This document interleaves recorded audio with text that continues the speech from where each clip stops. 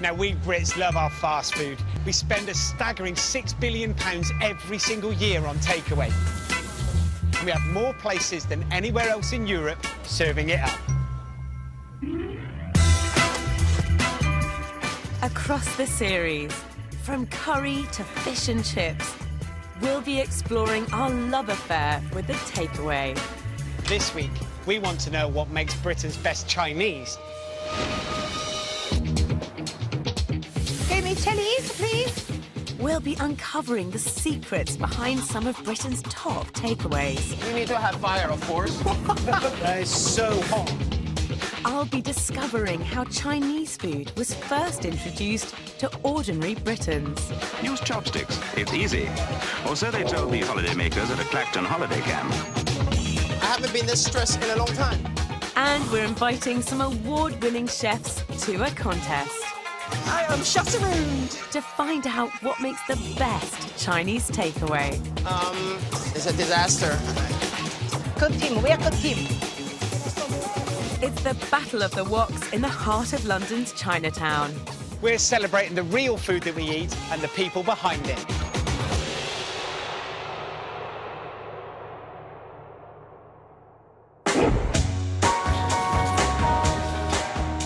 Whether it's sweet and sour pork or steamed dumplings, Chinese is currently the UK's favourite takeaway, and we eat a staggering 8 million meals every week. So we've been searching the country to find out what makes the best. We've found 3 of the finest Chinese takeaways in the UK to take part in a contest. They're all award-winning, but they're all very different.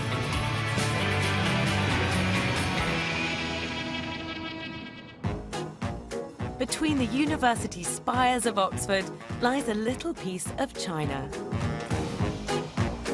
Ahead of the contest, Michelin-starred chef Tom Kerridge is here to meet the first contender. 有的时候会故意讲大声一点，你不要介意哦。上电视了，快点！ George is head chef and owner of Shanghai 30s, which features in the Michelin Guide. 赶紧挖一个菠萝，它需要菠萝，一定要 perfect. A small piece of impurities, you gotta remove it. Why you only give me 2 pancakes? One more pancake, please. George, definitely in control. Make sure there's no small bones, yeah? Must check and double check, yeah? And must double check, okay? Feels like an exciting, vibrant place. Pancake, please. George was raised in Taiwan, and his dishes are inspired by recipes from all over Asia. All right. 2 more seconds to go, gentlemen. OK, whilst the door's open, I'm going in. But it's his attention to detail which really makes his food stand out. What temperature are you looking for? I'm still looking for 62. Well, you're not far. You're 60.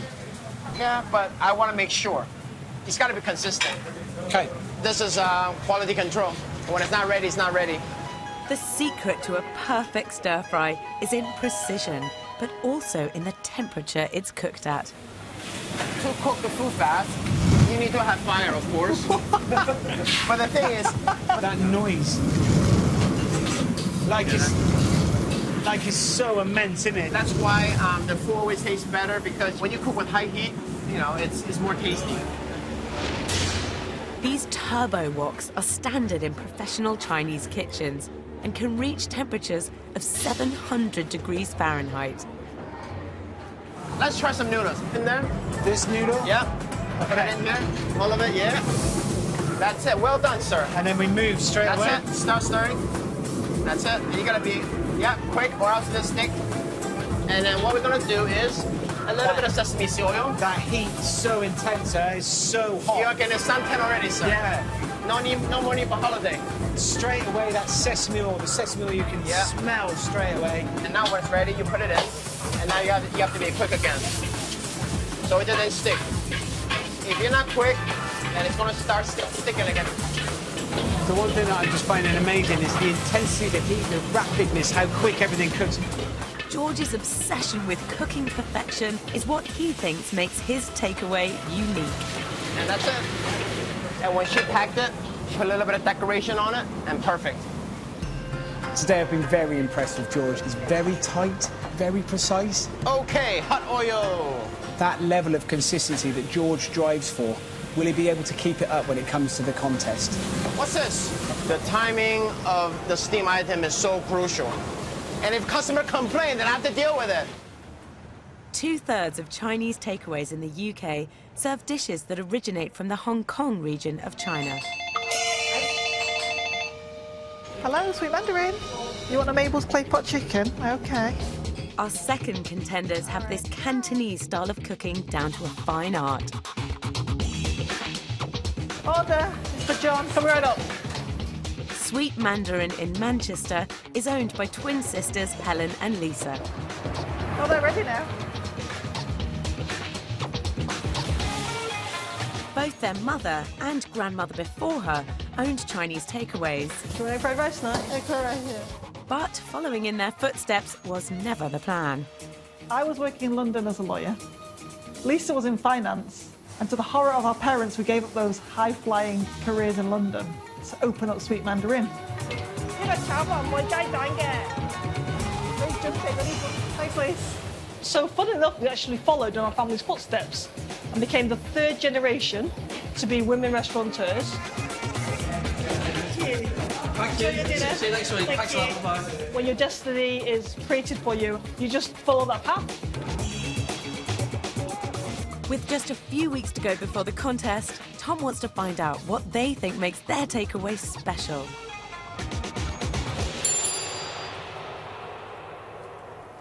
Hey, Tom. How are we doing? Talk me through what's going on, what's happening. This is Welcome quite to the exciting kitchen. for me. This is where the magic happens. So talk me through the style of food that you cook here. We're from the Guangzhou and the Hong Kong region, so we are Cantonese cooking. It's the Hong Kong Cantonese style of classic dishes that here in the UK we're most familiar with. It's family recipes, isn't it? They are family recipes, yes. Right, okay. So the sauces, they're passed down from our grandmother to our mother to us. So it's all Cantonese cooking? Yes. Look, what are you going to show me? What are we going to get cooking? The twins believe their food is the best because their dishes have been perfected over 3 generations. Secret salt and pepper mix? Yes. What's in the salt and pepper mix? I can't tell you. Okay, still a secret. Okay. Sweet and sour chicken is one of the most popular dishes. Sweet and sour is a bestseller across the UK. It's a classic example of a Chinese recipe that's been adapted for British tastes. In Chinese cooking, there are 5 main flavours. There's sweet, sour, spicy, savoury and bitter, okay? Now this classic flavour is based on the 2 main flavours of Chinese cooking, which is sour and sweet. Our British version is sweeter than the Cantonese original and often uses chicken instead of pork, the Chinese meat of choice. So much of this cooking is very quick, very fast. The secret is the preparation, Tom. That's in my sweet and sour chicken, the best one you'll ever taste. There you go. There. The twins' cooking is classic British Chinese takeaway. It's Chinese food that, like most takeaways here, is adapted to our palates. It's done to a very high standard. But is it enough for them to win the contest? From crunchy stir-fries to crispy aromatic duck, today Chinese takeaway is available in every corner of the UK, with 10,000 places serving it up. And we have an unlikely invention to thank for that. The washing machine. Believe it or not, this helped the spread of your local Chinese. The first Chinese immigrants were sailors, working on ships importing goods to Britain from Hong Kong and Shanghai. During the 19th and early 20th century, some of the sailors settled in Britain and found jobs in the laundry business. But in the 1950s, that all changed. It's the new Image Electric Liberation, the dial of fabric washing machine that outdates all others. Automatic home washing machines sent traditional Chinese laundries out of business. So it was out of necessity that Chinese laundry owners converted their businesses into small cafes and then takeaways instead. Cooking became an ideal introduction to British life for the next wave of Chinese immigrants arriving from the colony of Hong Kong. They were invited as members of the Commonwealth to help rebuild Britain after the war.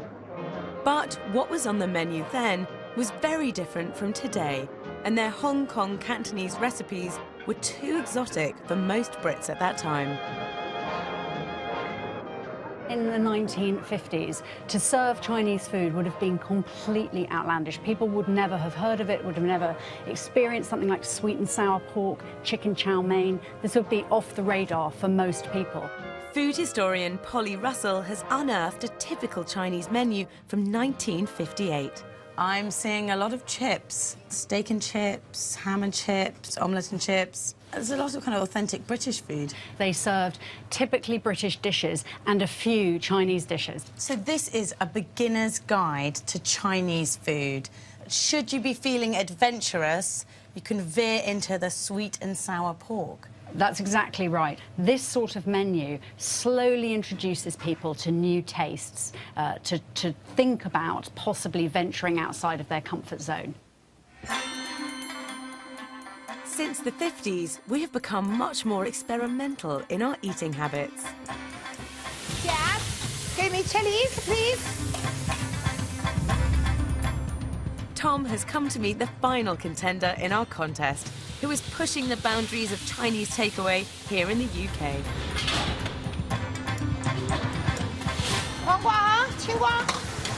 Thank you. Omelette. Let me fish. Sea bass. Wong's opened in Bristol 4 years ago. Is it all ready? And owner Annie is uncompromising when it comes to ingredients. We got a squid, and we got a bean curd, and a wood mushroom. She sources authentic, home-cooked recipes from across China, and nothing is adapted for British tastes. That's beef stomach. It's like a cow stomach. Nice. Hey, Annie.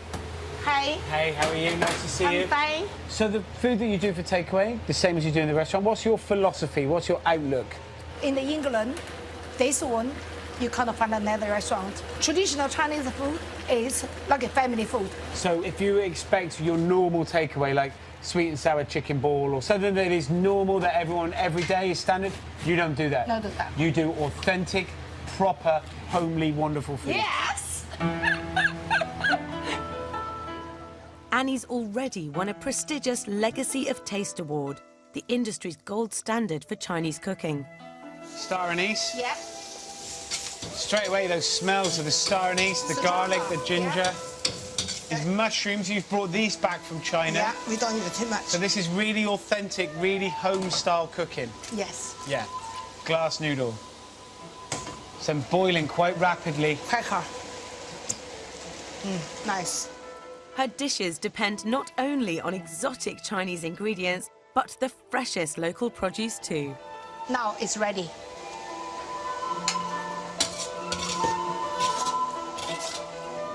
Smells fantastic. And it's very authentic looking. It looks really great. And then those lovely looking, very interesting dried mushrooms. It's definitely not like Chinese food that I've seen before. I'm really excited by Annie's cooking. It's authentic Chinese, and it's something that I suppose in the UK that we're not used to. And pitched up against those more familiar flavours, I think it might be tough for her. So, 3 completely different approaches to cooking Chinese takeaway. And today, we're going to find out which is the best. I'm here in Chinatown, just off London's bustling Piccadilly Circus. The heart of the Chinese community is here, so where better to base our contest?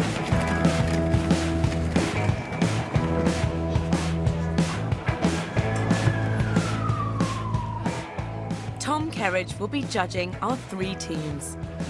Today, I am looking for the chefs to bring their A game, cook their hearts out, and win my soul over.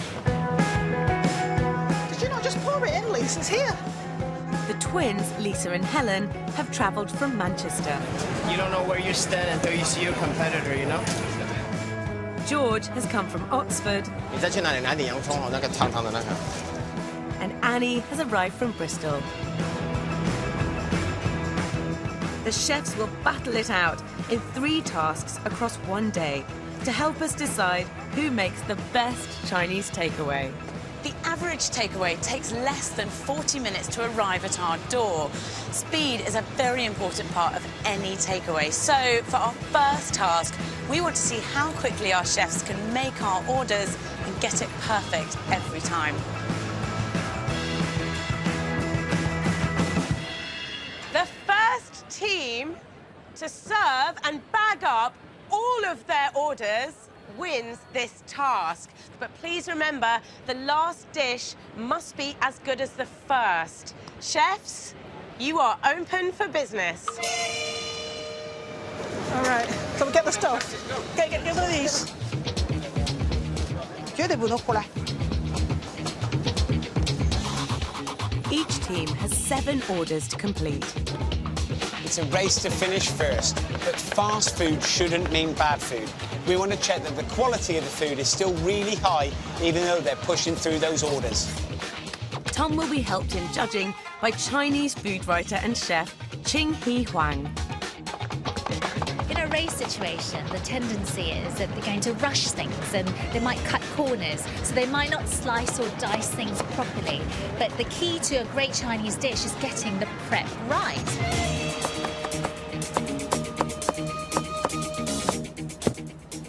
For the takeaway, you have to have everything ready, and then you walk and roll. Walk and roll. I love that. First thing you're going to do is make the spring roll. Yeah, I'm going to make the second thing. I'm going to make the fried rice. I'm going to chop. Okay.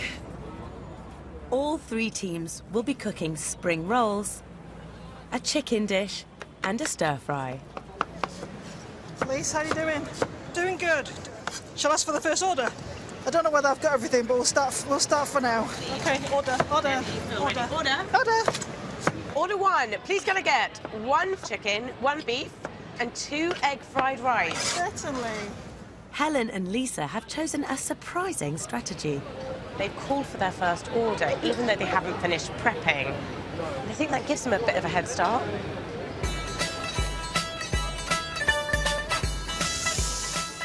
The twins are making 2 Hong Kong Cantonese dishes we are familiar with here in Britain. Firecracker chicken! A spicy version of chicken with cashew nuts. That's really good. That's really spicy. And a stir-fry of beef and peppers. Throw it in. Throw it in. That's done. Enough. It's just basically, you know, we work really well. We almost like mind read each other, so it's all right. Yeah. Annie's spent over 30 years preparing food in Chinese restaurants, so she's sticking to the standard practice of chopping everything before she starts cooking. You know, that's quite a clever way to approach the contest. So if all the elements are prepared first, all she needs to do as the orders come in is to marry them and season them, and it's straight out the door. Come on, Mr. Yu. I need it now. But George has decided to follow the twins' lead. Open for business. May I serve? What would you like? 1 beef, 1 chicken, Yes. and 2 egg fried rice. Okay. On the double. Oh, let me want it quick. Wow. Yeah, okay. yeah. Thank you. I don't Thank want you. double. He's starting cooking before his prep's finished, so he'll need to chop on the go. I'm doing flaming chicken now, and this is my grandma's special recipe. It's got 20 different chilies in there. Woo, very spicy. This is a very spicy dish. I normally wear a mask when I do this dish. I can tell you want to try a little bit of this. George's cooking is a fusion of dishes from all over Asia. Been nervous, but you know that's what it's all about. For his second dish, he's stir-frying his beef in a honey and black pepper sauce. I got everything down to science. First order. But before the other teams have got their first order cooked, Annie's finished all her chopping. What the order? 1 chicken, 1 pork, and 2 egg fried rice. Yes. Fire. There's a lot to do to catch up with the others.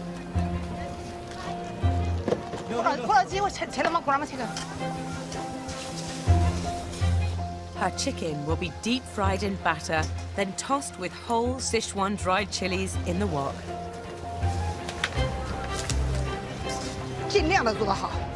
For her stir fry, Annie's cooking pork with star anise and jalapeno peppers. These are typical dishes you'd expect to eat in a home in northern China. It could be a case of the tortoise and the hare. I mean, she's behind now, but she could steal the race.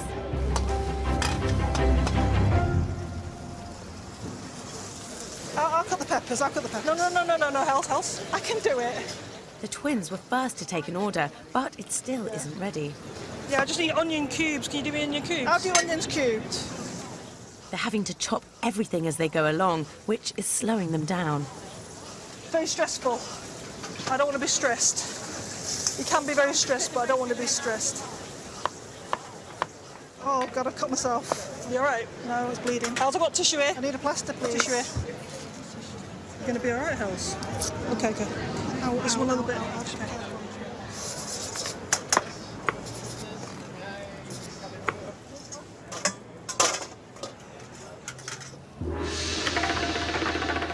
Annie's preparation is starting to work. She's already bagging her first order.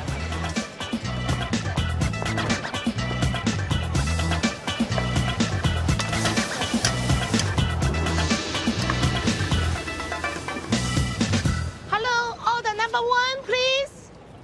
Annie was the last to start cooking, but the first to finish her order. Wowee! So are you ready for order 2? Yeah. 4 chicken, 1 pork, 3 egg fried rice. I try my best. She is so fast. Lise, yeah? Get me them 2 chickens pronto. Where are you up to, Lise? Are you doing like 1 by 1? Yep. Yeah. Her first order is almost ready, but with chopping still to do, Lisa is struggling to keep up with Annie. Order ready. Right! So excited! Roger that over.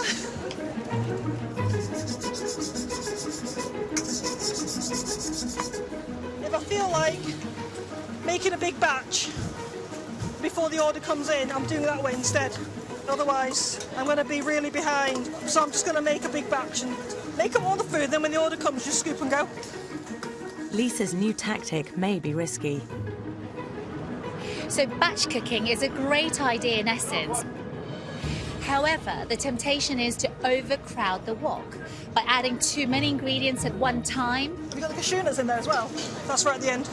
That the temperature falls as you add ingredients in, so the food is not going to sear and cook at a high temperature. Kung Po chicken, just scoop and go. And the dish could end up being soggy.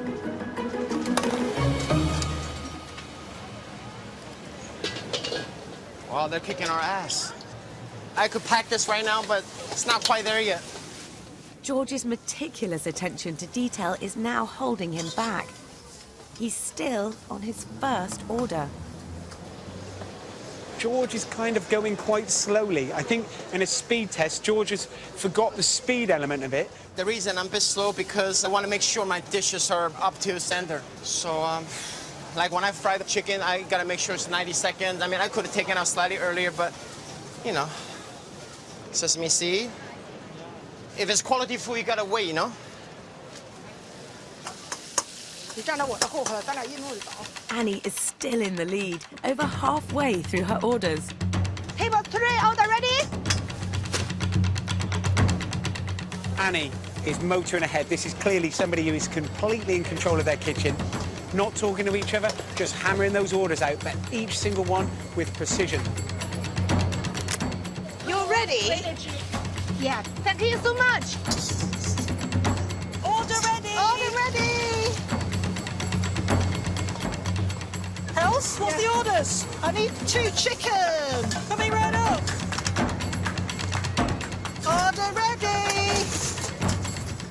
The twins are gaining ground. Their batch cooking is helping them close the gap with Annie. What's the order? What's the order? 1 firecracker, 1 beef. That's the last. I'll just focus on that. Both teams have just one more order to go. It's a race to the finish line. Hey, stop. The cashew nuts in there.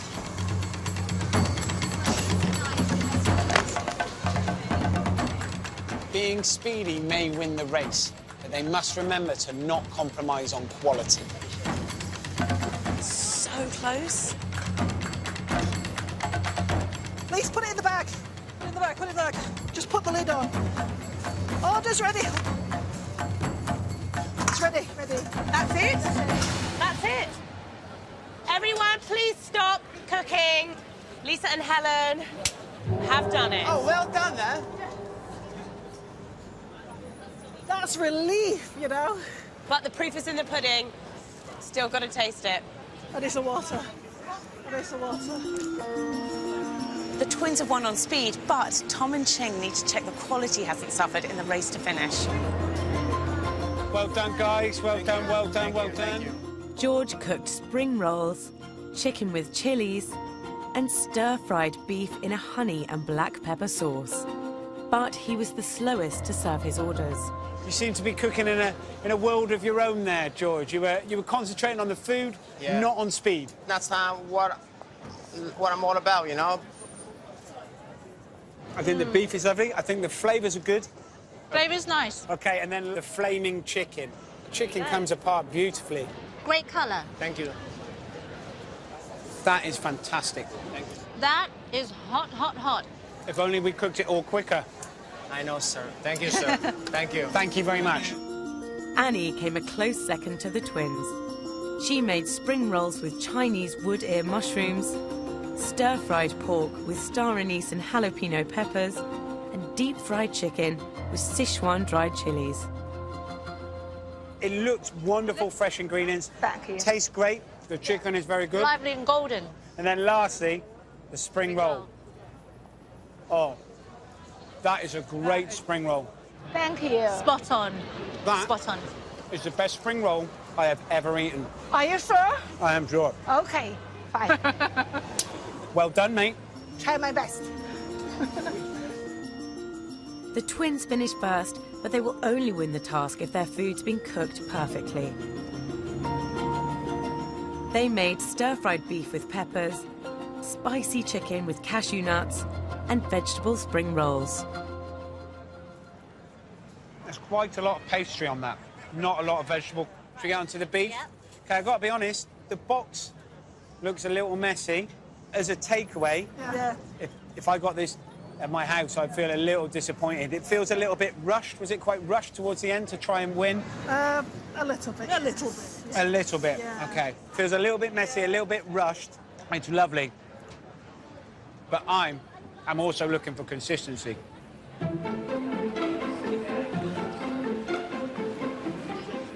Now it's a tough decision for the judges.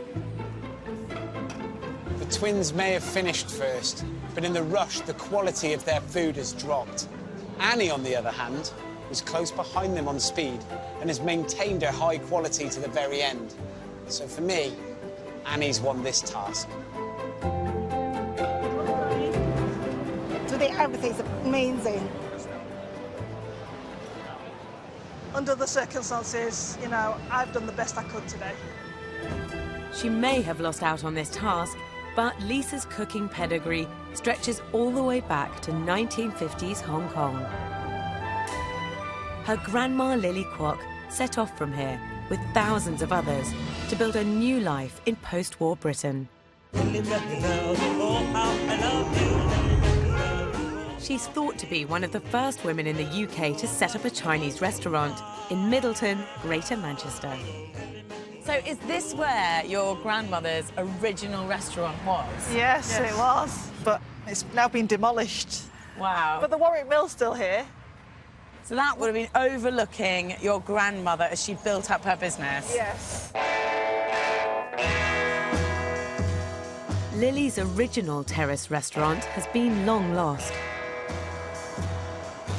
But the area's traditional red brick industrial heritage still looms large. It was very similar to something, you know, like this kind of house. Do you think they will have ever seen a Chinese person? No, she was the only Chinese person, I think, in the whole village. And it was such a culture shock. And in those days, there'd be loads of people standing and sitting on the street corners, children playing around, and they'd be watching her every move.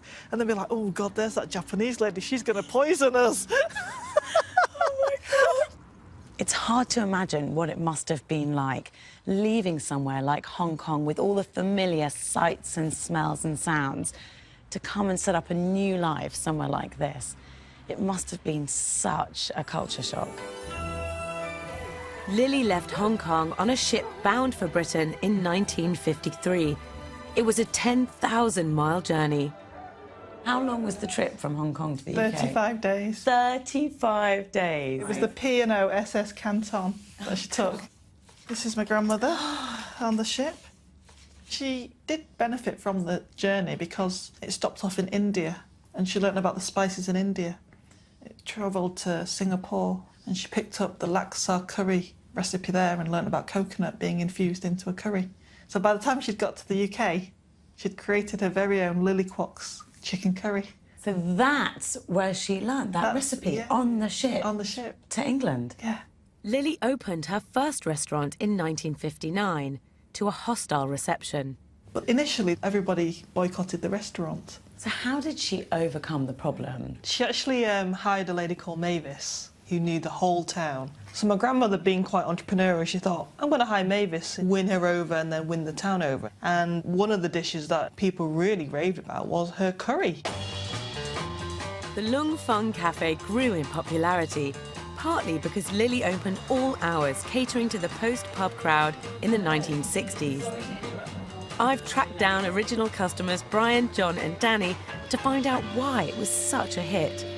We were in bands at the time, and we'd get back midnight, 12:30, something like that. We'd go to Lily's. Do you remember what you had the first time you tasted it? Chips and curry. That was really... That's very authentically Chinese. That was really exotic, that, for me, believe you me. Really? Curry, oh. It made a hell of a difference to chips. It was just something different, like everything was in the 60s. We were breaking free. We finally had a bit of money to spend on what clothes we wanted to wear, what music we wanted to listen to, and what food we wanted to eat.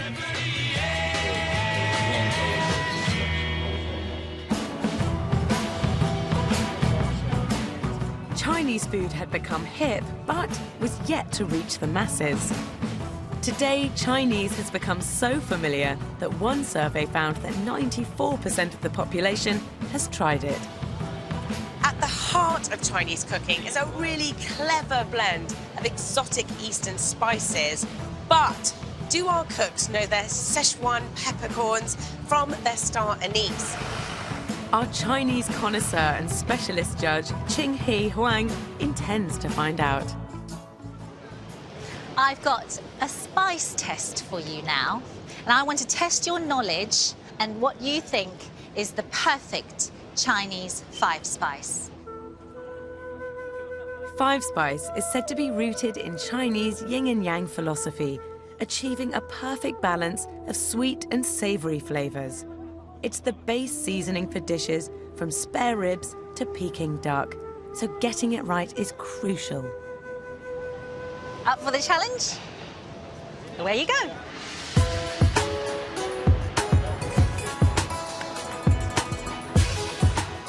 Five-spice is usually bought already blended, so the chefs may find choosing the correct spices tricky. They should be using star anise, Sichuan pepper, cloves, cinnamon, and fennel. George is adding some ground licorice root. He's picked up dry tangerine peel as well. George came last in the speed test, so to catch up, he'll need to do well in this round. I like to make mine slightly spicy, but for this, I'll try to make it as traditional as possible. It's got to be in a good balance, otherwise the flavour's going to be off. Oh, and he's also picked up some black cardamom.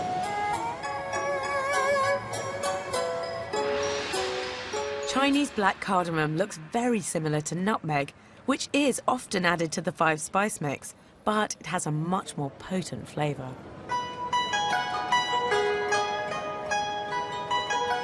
Lisa's taking her time. She's checking all the ingredients. She's smelling every single product to make sure that there aren't any curveballs in there. Lisa didn't win the speed test because she cut corners, so now she really can't afford to make a mistake.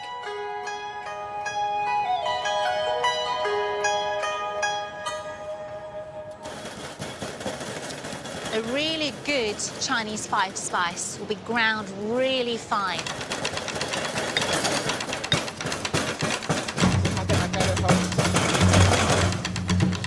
It's not easy using a pestle mortar when you've got whole spices. This big one just won't break.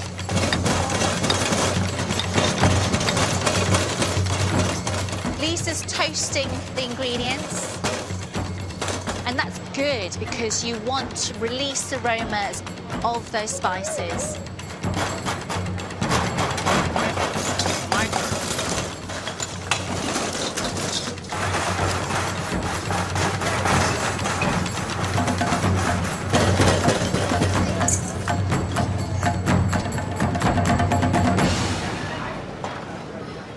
First up to be judged is George. Okay, George, you're up. Here's my So 5-spice. this is your 5-spice. Yes. Now, let's have a smell. Oh, I can smell some interesting notes there. My main scent is more cinnamony and one nutmeg. Nutmeg? Why, what's wrong with that? You sure it was a nutmeg? Yeah, the big one, around the biggest spice you have in the stand, It's yeah. a Chinese black cardamom. Look, we have, okay, fine. To test the balance and flavour of the 5-spice blend, Put that in. Ching is coating pork ribs in the mix and then wok frying them. Nice and golden. Enjoy. Thank you. It's okay.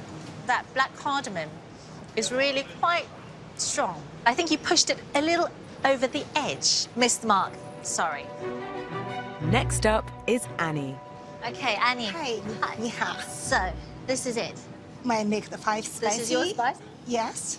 Smells very good. I can smell cumin though. Yeah, got a cumin. Where's your cloves? For me, very local is common. So you put cumin instead of Yes. cloves? Yes. Let's taste it. Yummy, yummy.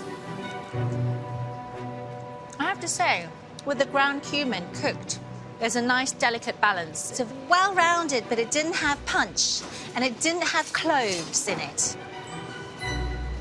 Smells good.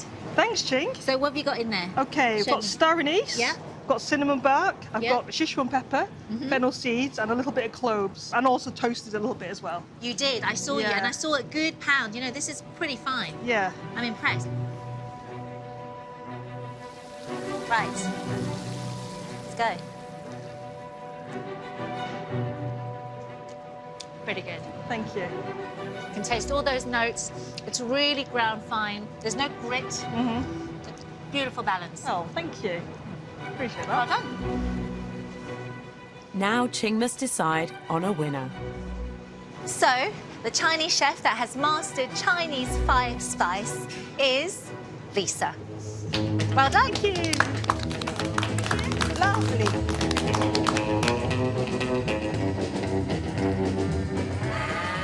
Back in the late 50s and early 60s, Chinatown was the place to come for the rich and famous to get a taste of the new hip cuisine.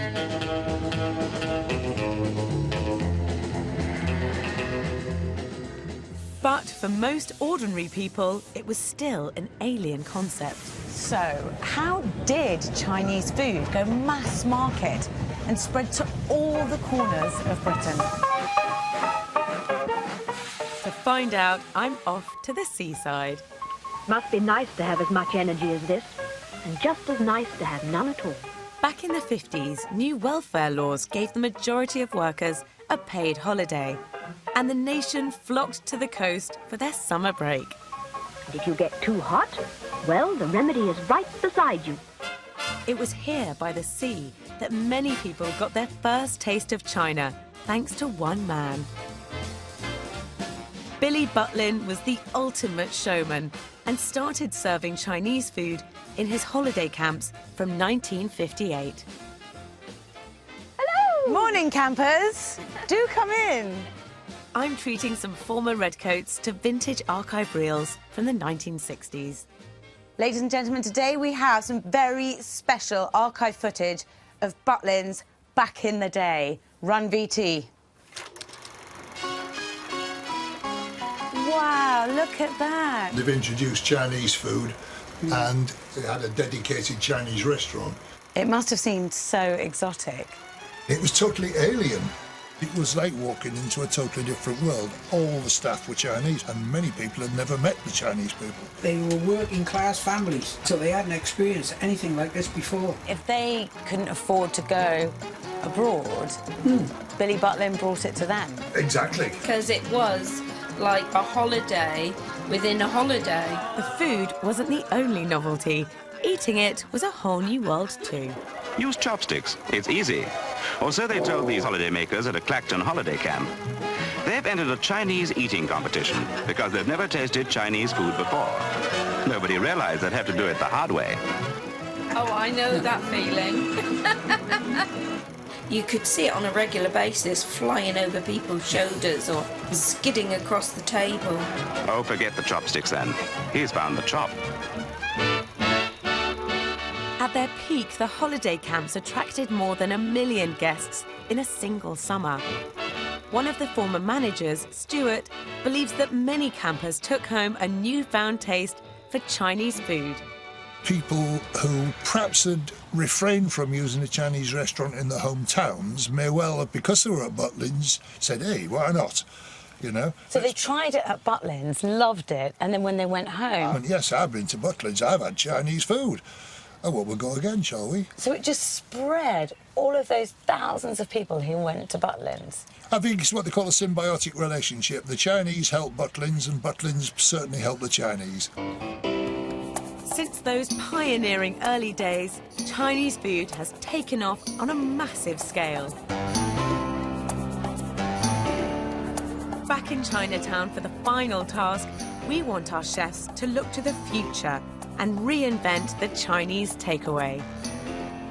Our chefs need to prepare 2 totally original dishes in less than an hour. This test is about something new. I'm looking for inspiration and innovation. Each team will be judged on taste and creativity, and it must all be served up within 45 minutes. Chefs, you have 45 minutes to show us how you would reinvent the classic Chinese takeaway. Get cooking! Yes! Go for it! The heat is on in more ways than one. Come on, quick.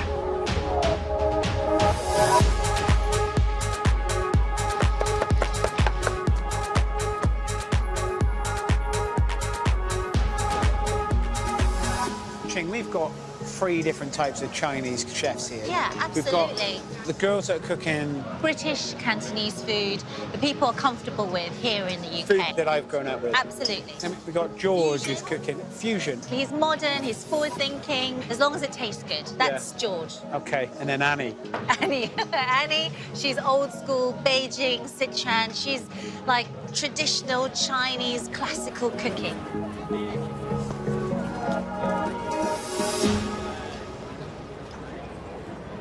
I try my best to do traditional Chinese food. I take a risk because English people don't like Chinese. Annie came out on top in the first speed task. Tonight, she's cooking Sichuan pepper mala beef. Mala beef. Sichuan mala beef. Lovely. Well, the smell's amazing. Mala broth is made with Sichuan chilies and peppercorns. It's the main speciality of the Sichuan region, and it's mouth-numbingly spicy.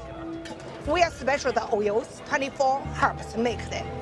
Originally used to flavor cheaper meats, it's now one of the most popular sauces in China. Chinese ear.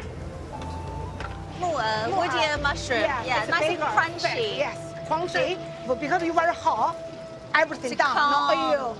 So it's not just all fire and heat. No, good. So you all about yin and yang, balance. Yes. What have you got over there? Is that ham? Chinese ham. It looks like spam. Yeah, it's nice, tasty. That is not something you'll see on your average takeaway.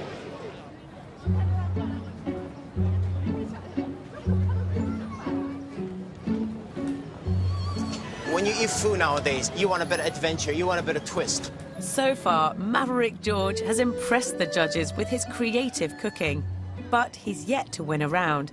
So he's hoping to steal this task with a surprise. Every item on the dish will be nice and round. His ping pong chicken is a combination of melon, sweet potato, and chicken, all disguised as identical sized balls. Have you ever eaten a chicken dish, the sides are round? I don't think so. I certainly haven't eaten any dishes in the world. Everything's round.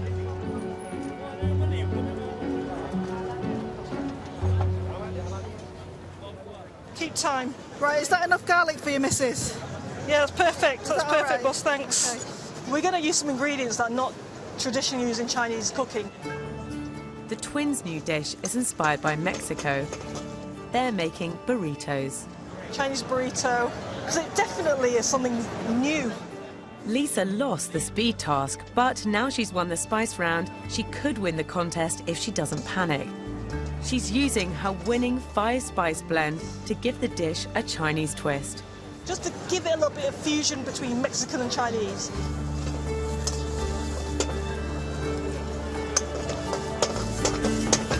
Chefs, you have 20 minutes left.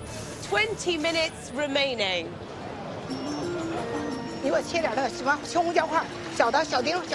Annie is also using unconventional ingredients. For her second dish, she's combining quail's eggs and chicken with something you wouldn't expect to find on a Chinese menu. What's this one? Blueberry with chicken. Blueberries. Blueberries? Do you have blueberries? You use blueberries in Chinese cooking? Not like this. I could try only last week back. I see it, I do it. So this would be a new thing for you as that well? That would be totally new, yeah. It could be a risky strategy. Annie won the speed task, but her unconventional spice blend let her down. She can't afford to mess up this round if she's going to win the contest.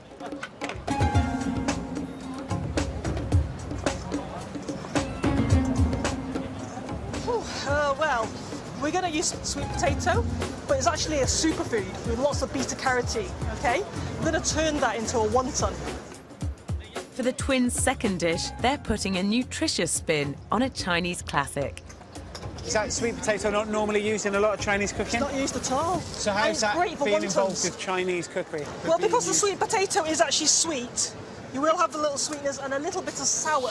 And where's the sour come from? A bit of lime. Right, so lime is never used in Chinese cooking either. OK, girls, well, I'll let you crack on. Thank you.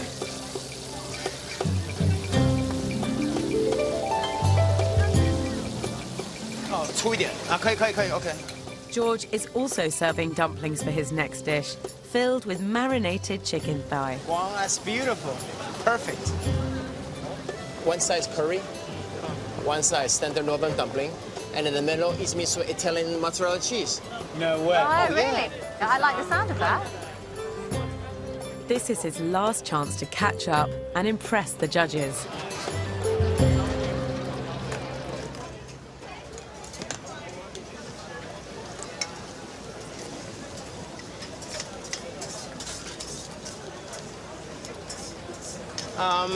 I think we might have a problem. My dumpling's kind of sticking to the bottom. Yeah, it's a disaster. Yeah, this. George hasn't used enough oil in the pan to prevent the pastry from sticking. 水煮，直接拿开水煮。没有，已经下面粘住了。Yeah. It's so disappointing. So we've got stock dumplings. Yeah. We'll have to make another one. You're doing it all again? Yeah. You're going to have enough time? Maybe not, but I will do all I can because it's not how often you fall down, it's how you get up. Good luck, George. Good luck. Okay, thank you. Chefs, you have 10 minutes left. 10 minutes? Oh, boy. We're a little bit behind how I want to be. You need to start assembling the burritos now. Am I assembling? Yeah. Just do 5 of each burrito. Am I putting rice in it? Yeah. Pea first, then the rice. All of their dishes must be cooked and served up in the allotted time if they're going to stand a chance of winning the contest. No. This is wrong. Whilst the others are racing to finish, Hells, don't cook them. George is still meticulously testing the core temperature of his sweet potato balls. Let's step it up this one. How much time have we got left? Chefs, you have 5 minutes left. 5 minutes. 5 minutes, Lise. Give me a heart attack. How long? 5 whole minutes. It's not 5 minutes, is it? I don't want to leave, darling.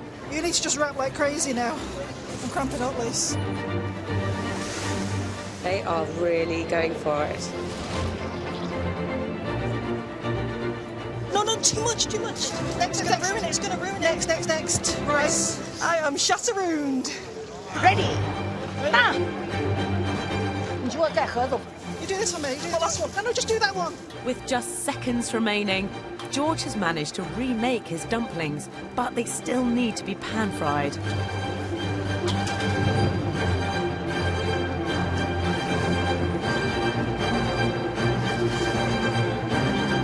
Ready? I haven't been this stressed in a long time. I need to fry this for another 2 minutes. Chefs, your time is up. Grease-proof first. I've got last one. Please turn off your woks. No way. Finished. Where's the chicken? Oh, yeah, done. OK, that's fine. Finished. Please put anything down.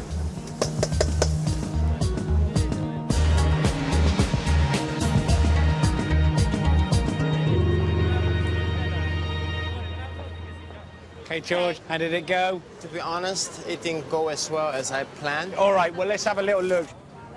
For his reinvention of the classic Chinese takeaway, George has made ping pong chicken and rainbow pan-fried dumplings.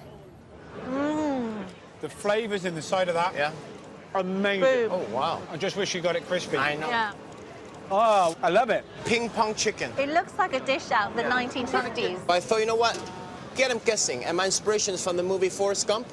Life's like a box of chocolate. You don't know what you're going to get. Yeah. You bite into it, you don't know if that's a chicken ball yet until you taste it, or is that the sweet potato mashed up with flavored deep fry, or is that a good old, melon? I love the idea. I love how it looks. I think it looks fantastic. Okay. My only concern is I'm not sure that they all go Come together. True. Annie has cooked Sichuan pepper mala beef and Chinese ham with chicken, blueberries and quail eggs. At first, I don't think it works. It messes with my mind. It makes me go, this isn't right.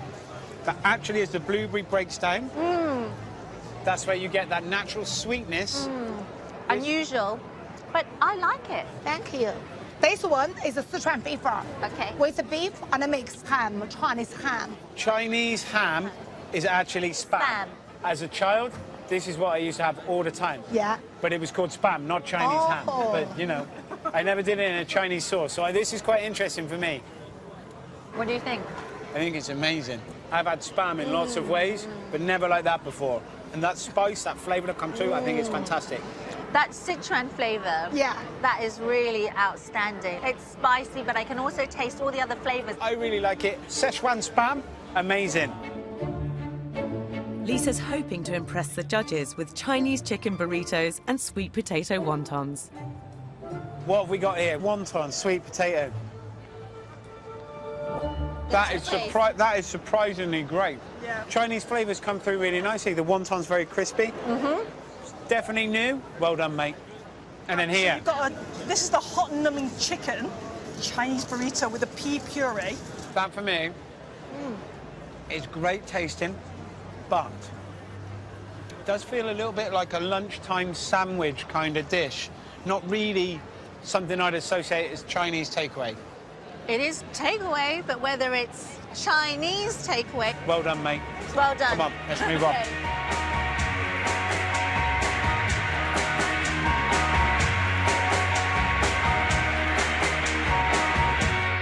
It's been an incredible day and night of cooking here in Chinatown. But were the twins' burritos George's ping pong balls, or Annie's blueberries a step too far in the final round. Tom and Ching will now have to decide the overall winner. There was a lot of craziness coming from Annie. Spam, OK? Spam, yes. Chinese ham. ham. Wow. Flavour, flavour, flavour. Loads of flavours. It didn't taste like Chinese food I'd had before. It is mind-blowingly good. Now, Lisa's cooking, the sweet potato wonton was absolutely stunning. It wowed me. I thought it was fantastic. You're right. I agree with you. But then came those burritos. It just felt a little bit like a sandwich that tasted a bit Chinesey. That burrito wasn't standout. Now, George's cooking was really interesting. There just wasn't very much of it. If we were looking at just somebody who cooks a couple of dishes full of flavour, George is right up there with some of the best food I've actually eaten. But I don't think he stood up to the pressures of the competition. I have to agree with you there. So that leaves us with the decision of who's going to win.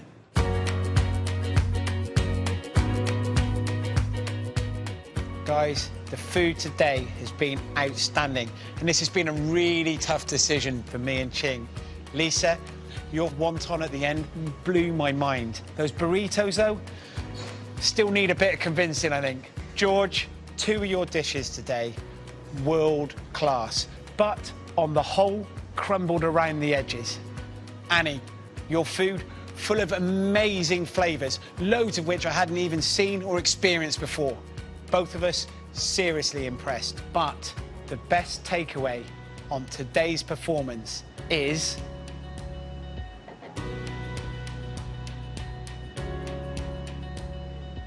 Annie. Well done, girl.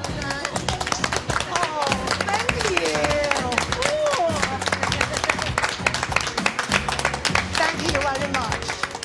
Oh, today, special for me, I'm a winner. It's #1. It's very surprised and very, very happy. Thank you very much. Mate, I well never think done. about Incredible today, I flavours. just thank you so much. Well- You are giving me my dream is winner. Welcome. Fast food doesn't need to be bad food or boring food. For me, Annie's cooking is a perfect demonstration of that. Exciting flavours, cooked fast. She really deserved to win.